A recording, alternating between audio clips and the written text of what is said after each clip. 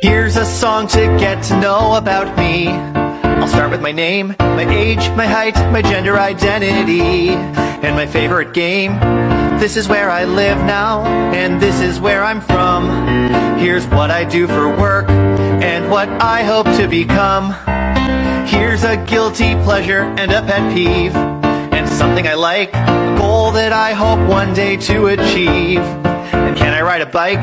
My favorite place I've been to, and a place I wanna go. My favorite time of year, and my favorite TV show. Here's a random fact you might not guess. Surprise! A thing that brings me joy and brings me stress. I really try to avoid that. I have this many siblings, that's the size of my shoe. And I hope...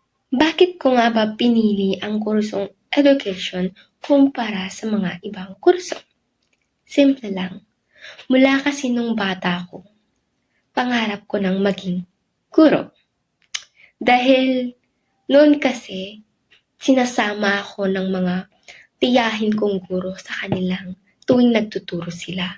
At habang tinitignan ko silang nagtuturo, parang ang saya-saya, lalong-lalo na kapag may mga aktibo kang estudyante na willing matuto sa'yo. At bukod doon, I choose education because I believe that teachers are nation builders.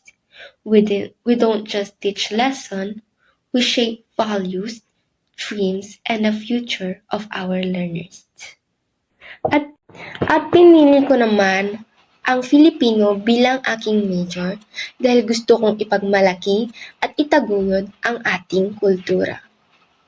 Bilang isang ikalingga, lumaki ako na nakikinig sa mga kwento, awitin at aral sa sarili naming wika.